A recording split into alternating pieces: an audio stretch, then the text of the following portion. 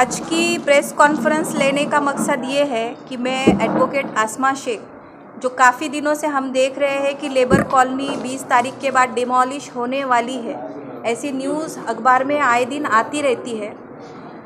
Labour colony विश्वास नगर के लोग हाई कोर्ट में ये याचिका हार चुके थे और उसके बाद हमने ये लोग मेरे पास आए तो हमने SLP number 4754/2012 Wajid Ali versus state of Maharashtra, ये हमने सुप्रीम कोर्ट में दाखिल किया, जिसका हेयरिंग 16 मार्च को लगा था, जिसके अंदर सुप्रीम कोर्ट ने लेबर कॉलोनी वासियों को 30 अप्रैल तक एक्सटेंशन पीरियड दिया है। इस ड्यूरेशन में उनको कोई भी धक्का नहीं लगा सकता, उनकी प्रॉपर्टी डिमोलिश नहीं कर सकता। लेकिन मैं मीडिया के सामने अभी तक इसलिए नहीं आई थी कि 16 तारीख के बाद 17 से लेकर 20 मार्च तक होली की छुट्टियां थी, हॉलीडेज थे, तो ऑर्डर की कॉपी हमारे पास नहीं आई है।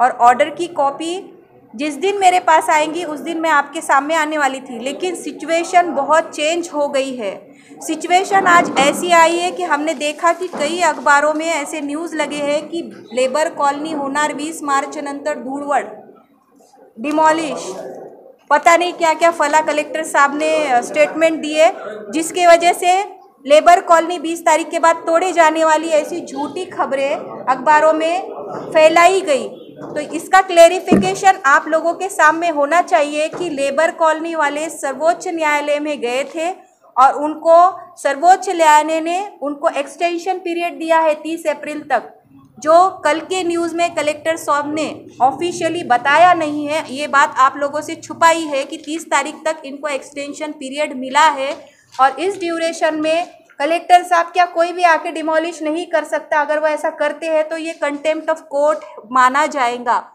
कॉपी हमारे पास भी नहीं, आज उनके पास भी नहीं, फिर वो ऑफिशियली स्टेटमेंट कैसे दे सकते हैं? ये बात गलत है। इस वजह से 16 तारीख के बाद जो जजमेंट आया था उसका इंटीमेशन लेटर हमने उनको मेल कर दिया है और बहुत दिनों से ट्राई भी कर रहे हैं लोग उनको देने के लिए, लेकिन वो मिल नहीं रहे हैं। तो उनको जो इंटीमेशन लेटर देना था वो मिल नहीं रहे हैं। ये बात एक है। और दूसरी बात ये है कि पेपर में आ रहा है कि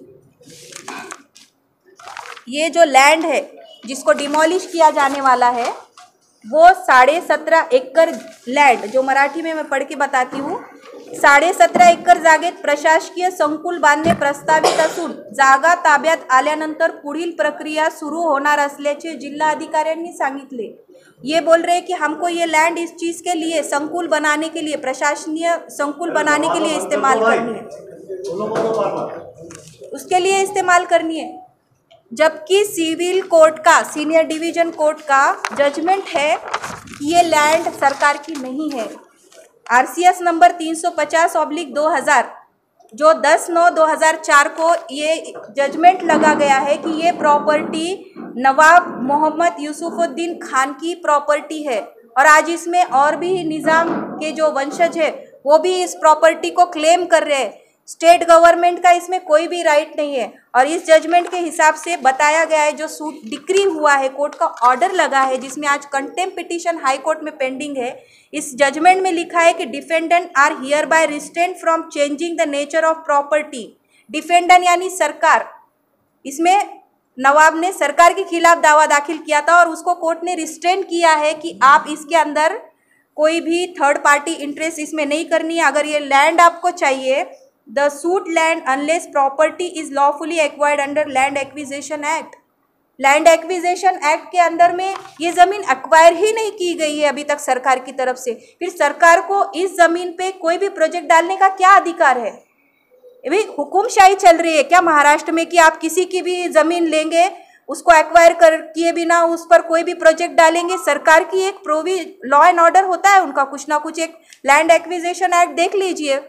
उनके पास नहीं है तो मैं उनको कॉपी प्रोवाइड करती हूँ वो बेयर एक्ट की, कि लैंड एक्विजिशन एक्ट होता है, उसके अंदर में एक प्रक्रिया होती है कानूनी, आपको अवार्ड पास करना पड़ता है, जिसकी प्रॉपर्टी आप ले रहे हो उसको कंपनसेशन देना पड़ता है। यहाँ पे तो ऐसा कुछ भी नहीं हुआ है। फिर ये डिमोलिशन कर रहे हैं, प्रॉपर्टी एक्वायर कर रहे हैं, प्रोजेक्ट डाल रहे, चल क्या रहा है ऑलरेडी मैटर ये क्या मतलब आप लोग क्या साबित करना चाहते हो कि आपके पास आज सत्ता है तो आप कुछ भी कर सकते हो, किसी की भी प्रॉपर्टी ले सकते हो। इतने बड़े लोगों को आप सड़क पे ला रहे हो, इनके बारे में आप लोगों ने क्या सोचा है? क्या पुनर्वसन के बारे में इनके बारे में सोचा है? आपने कुछ सोचा है? घर देने की बात की है लेकिन रिटर्न में दिया है क्या कुछ भी? आज 20 तारीख को गिराने की बात कर रहे हैं, कहाँ जाएंगे ये लोग? अपने बच्चों को लेके कहाँ जाएंगे? आज कोविड का सिचुएशन चालू है, लोगों के माली हालत खराब है लोगों की, आज इनके बच्चों के एग्जाम्स शुरू है और ऐसी सिचुएशन में आप उनको होमलेस कर रहे हो। आसमा शेख जब तक है इन लोगों को कोई भी धक्का नहीं लगा सकता है। ये 1.5 महीना हमारे लिए बहुत काफ़ी है और इस सरकार का असली चेहरा सामने लाने के लिए आप लोग को मैं आज इस प्रेस कॉन्फ्रेंस में आई हूँ कि किस तरीके से इस प्रॉपर्टी को ग्रैब किया जा रहा है, कौन है इसके पीछे, कलेक्टर है या और कोई है। ये बात की तहकीक होनी चाहिए कि विदाउट लैंड एक्विजिशन के आप ये लैंड कैसे ले सकते हो। ये इसके सामने कंफ्यूजन फैला रहे कि ये प्रॉपर्टी को कंस्ट्रक्शन हमने किया है। अरे 75% जो इसका कंस्ट्रक्शन का ये कॉस्ट है ये निज़ाम का और सेंट्रल गवर्नमेंट का है, इसमें 25% है इनका। इनको केयर टेकिंग के लिए दिया गया था, इनको पोजीशन लेने के लिए नहीं दिया गया था, मालकी हक बनाने के लिए नहीं दिया गया था। अगर ये करेंगे, ऐसा करते हैं तो ये कंटेम्प्ट ऑफ कोर्ट होगा, इसके अलावा तो कुछ नहीं हो सकता। मतलब ये कोर्ट के सर्वोच्च न्यायालय के भी आगे ये लोग जाना चाहते हैं। हम तो फिर कंटेम्प्ट ऑफ कोर्ट की कार्रवाई करेंगे और क्या करेंगे। ऑलरेडी चालू है तो उसके ऊपर इनको क्या राइट्स है जो डिमोलिश करने की जो बात आ रही है? किसको राइट? प्रशासन में जो कलेक्टर साहब जो डिमोलिश, इनको राइट ही नहीं है, इनको कोई भी राइट नहीं है जब प्रॉपर्टी इनकी नहीं है। हाँ, ये प्रॉपर्टी ऑलरेडी डिक्री हो चुकी है, इस पर जजमेंट लग चुका है और निज़ाम के वंशज इसमें आ रहे हैं, इनके पास कोई डॉक्यूमेंट नहीं है, तो ये प्रॉपर्टी को कैसे क्या अक्वायर कर रहे हैं ये लोग। हाई कोर्ट में ये जो लोग गए थे ये टेनेंट के बेसिस पे गए थे, अलॉटी के बेसिस पे गए थे, टाइटल के बेस पे हाई कोर्ट ने ये बात क्लियर कर दूं कि कोई भी जजमेंट नहीं दिया है टाइटल के बेस पे कि भाई ये टाइटल गवर्नमेंट का है या किसका है, सिर्फ इनको यहाँ रहना ही नहीं रहना ये बात बताई है। टाइटल तो इनका है ही नहीं। मुंबई हाई कोर्ट ने पिटीशन रिजेक्ट कर दी थी मैडम। मुंबई बेंच औरंगाबाद ने ना, तो वही तो बता रही हूँ कि टेनेंट के बेस पे रिजेक्ट किया है, टाइटल के बेस पे यानी मालकी हक के बेस पे इसमें कुछ भी नहीं हुआ है। उल्टा इनके फेवर में जजमेंट है, जिनके फेवर में जो मैं जजमेंट आपको बता चुकी हूँ। मैम आपको क्या लगता है कलेक्टर किसके दबाव में काम कर रहे हैं? ऑब्वियसली स्टेट ये प्रॉपर्टी पे प्रोजेक्ट डालना चाहता है तो ऑब्वियसली वही ग्रैब करना चाहता होगा ना।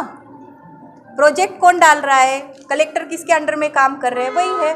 और कौन कौन है या अभी ये तो आप लोग पता करो कौन कौन है इसके पीछे, ये साजिश के पीछे। हो सकते नहीं हो है होंगे इसके अंदर, अब कौन हो सकते वो नहीं बता सकती मैं, लेकिन इसके अंदर राजकीय इन्वॉल्वमेंट है। काला है तो वो काला कुछ काला इसलिए है कि सुप्रीम कोर्ट में ये लोग, इनका कैविट पिटीशन दाखिल था स्टेट का, तो इनको नॉलेज था कि सुप्रीम कोर्ट में हम गए हैं, इनके एडवोकेट हेयरिंग के टाइम में प्रेजेंट थे, तो वहाँ पे क्या हुआ क्या नहीं है उनको अच्छे से पता है।